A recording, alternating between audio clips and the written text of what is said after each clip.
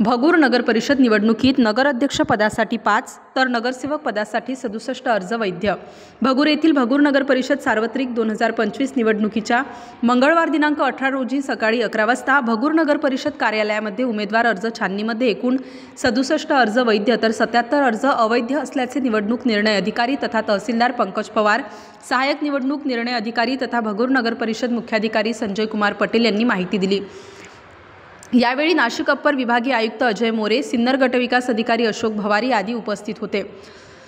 भगूर नगर परिषद सार्वत्रिक पंचवार्षिक निवडणुकीसाठी उमेदवारी अर्ज दाखल करण्याचा सोमवार दिनांक 17 रोजी शेवटच्या दिवसापर्यंत नगराध्यक्ष पदाच्या 1 जागेसाठी 5 तर नगरसेवक पदाच्या 20 जागेसाठी सुमारे 144 अर्ज दाखल झाले होते।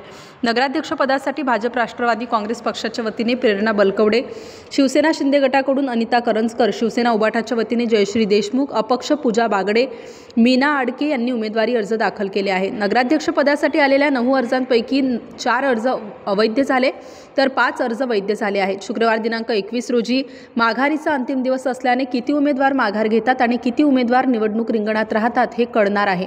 भगूर नगर परिषद निवडणुकीत तिरंगी लढत होणार असल्याचे चित्र निर्माण झाले आहे।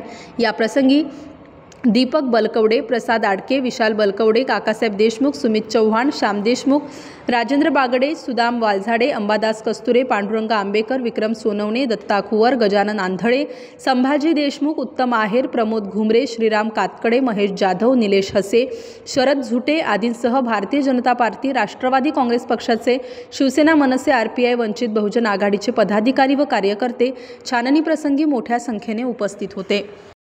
या ठिकाणी आपल्याकडे 9 अर्ज प्राप्त झाले होते। करंजकर अनिता विजय यांनी शिवसेनेमार्फत अर्ज दाखल केला, त्यांनी AB फॉर्म जोडलेला आहे, त्यांचा अर्ज वैध ठरलेला आहे।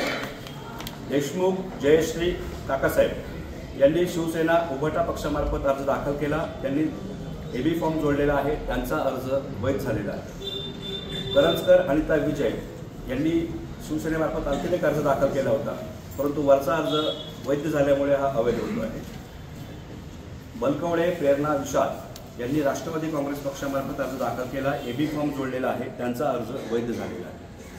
आडके मीना अंबादास यांनी अपक्ष उमेदवारी अर्ज दाखल केला, 5 सूचक जोडले, त्यांचा अर्ज वैध ठरलेला आहे। बलकवडे प्रेरणा विशाल यांचा वरील अर्ज मान्य झाल्यामुळे खालील अर्ज अवैध होतो आहे। पुढचा अर्ज देखील बलकवडे प्रेरणा विशाल यांनी देखील अर्ज त्यांचा वैध असल्यामुळे खालचा अवैध होतो आहे।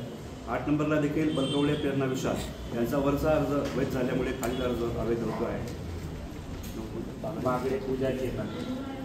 बागडे पूजा चेतन यांनी अपक्ष उमेदवारी अर्ज दाखल केला, 5 त्यांच्याकडे सूचक आहेत, 20 नमुन्यामध्ये अर्ज आहे, त्याच्यामुळे त्यांचा हा अर्ज वैध होतो आहे। अशा प्रकारे आपल्या या ठिकाणी 9 उमेदवारांची आपण आतापर्यंत सुनावणी घेतलेली आहे। आता आपल्या काही हरकती असतील तर आपण आता घेऊ। अश्विनी राहुल यांनी राष्ट्रवादी काँग्रेस पक्षामार्फत अर्ज दाखल केलेला आहे, त्यांनी AB फॉर्म जोडलेला आहे, त्यांचा अर्ज वैध ठरला आहे। लौट मालताबाई मधुकर यांनी शिवसेनेमार्फत अर्ज दाखल केला, परंतु AB फॉर्म नसल्यामुळे त्यांचा अर्ज अवैध झाला आहे। लोट मालताबाई मधुकर यांनी अपक्ष अर्ज दाखल केला, तो 20 नमुन्यात आणि 5 सूचकांसह असल्यामुळे त्यांचा अर्ज वैध ठरलेला आहे। भवर अश्विनी राहुल यांनी अपक्ष अर्ज दाखल केलेला आहे, परंतु त्यांच्यावरती अर्ज मान्य झाला राष्ट्रवादी काँग्रेसमार्फत, त्यामुळे हा अर्ज त्यांचा अवैध ठरतो आहे। प्रभाग क्रमांक 9 सर्वसाधारण भोर कैलास महादू यांनी शिवसेनेमार्फत अर्ज दाखल केला, AB फॉर्म जोडला, त्यांचा अर्ज जो आहे तो या ठिकाणी वैध झालेला आहे। आंबेकर मनोहर वामनराव यांनी शिवसेना पक्षामार्फत अर्ज दाखल केला, परंतु AB फॉर्म नसल्यामुळे त्यांचा अर्ज अवैध झालेला आहे। सोनवणे हरीश दत्तात्रय यांनी शिवसेनेमार्फत अर्ज दाखल केला, परंतु त्यांच्याकडे AB फॉर्म नसल्यामुळे त्यांचा अर्ज अवैध झालेला आहे। कुंडारिया धीरज दिलीप यांनी शिवसेना उबाटा गटामार्फत अर्ज दाखल केलेला आहे, त्यांचा अर्ज वैध झालेला आहे। कुंडारिया धीरज दिलीप यांनी राष्ट्रवादी भारतीय जनता पक्षामार्फत आणखी एक अर्ज दाखल केला होता, परंतु त्याला AB फॉर्म नसल्यामुळे तो अवैध होतो आहे। बलकवडे विशाल गोरखनाथ यांनी राष्ट्रवादी काँग्रेस पक्षामार्फत अर्ज केला, AB फॉर्म जोडलेला आहे, त्याच्यामुळे त्यांचा अर्ज वैध ठरतो आहे। बलकवडे विशाल गोरखनाथ यांनी एक अपक्ष देखील अर्ज दाखल केला, परंतु त्यांचा वरचा अर्ज वैध झाल्यामुळे खालचा अर्ज आपण अवैध होतो। बलकवडे विशाल गोरखनाथ यांनी आणखी एक अर्ज दाखल केला होता, तो देखील त्या ठिकाणी अवैध होतो आहे। त्यांनी 9 क्रमांकाला बलकवडे विशाल गोरखनाथ यांनी देखील पुन्हा एकदा अर्ज दाखल केला, तो देखील या ठिकाणी अवैध होतो आहे। आणि शेवटी मोहिते उमेश निवृत्ती यांनी राष्ट्रवादी काँग्रेस पक्षावर अर्ज दाखल केला.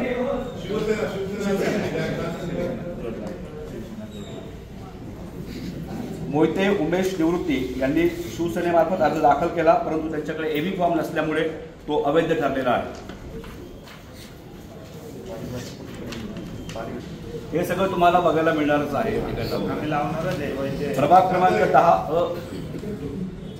अनुसूचित जाती सर्वसाधारण साळवे साधना सुनील शिवसेना पक्षामार्फत त्यांनी अर्ज दाखल केला, परंतु एबी फॉर्म नसल्यामुळे त्यांचा अर्ज अवैध झालेला आहे.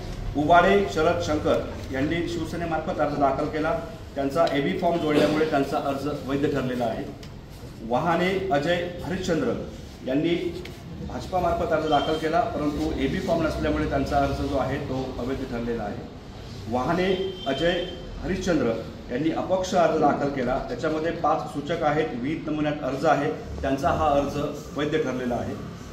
साळवे भारती अनिल यांनी राष्ट्रवादी काँग्रेस पक्षामार्फत अर्ज दाखल केला, त्यांनी एबी फॉर्म जोडलेला आहे, त्यांचा हा अर्ज वैध ठरतो आहे. प्रभाग क्रमांक 10 सर्वसाधारण महिला या ठिकाणी आपल्याकडे 4 अर्ज आलेले आहेत. ढगे अनिता श्याम यांनी शिवसेनेमार्फत अर्ज दाखल केला, परंतु एबी फॉर्म नसल्यामुळे त्यांचा अर्ज जो आहे तो अवैध झालेला आहे. सोनाली विक्रम यांनी शिवसेनेमार्फत अर्ज दाखल केला, त्यांनी एबी फॉर्म जोडलेला आहे, त्याच्यामुळे त्यांचा अर्ज वैध ठरण्यात येत आहे. राजगुरू प्रेमलता भूषण यांनी राष्ट्रवादी काँग्रेस पक्षामार्फत अर्ज दाखल केला, एबी फॉर्म नसल्यामुळे त्यांचा जो अर्ज आहे तो या ठिकाणी अवैध ठरतो आहे. साळवे स्वीटी निलेश यांनी राष्ट्रवादी काँग्रेस पक्षामार्फत अर्ज दाखल केला, त्यांनी एबी फॉर्म जोडलेला आहे, त्याच्यामुळे त्यांचा अर्ज जो आहे तो वैध. Bharat Chavan, Nashik star news, Bhagur, Nashik.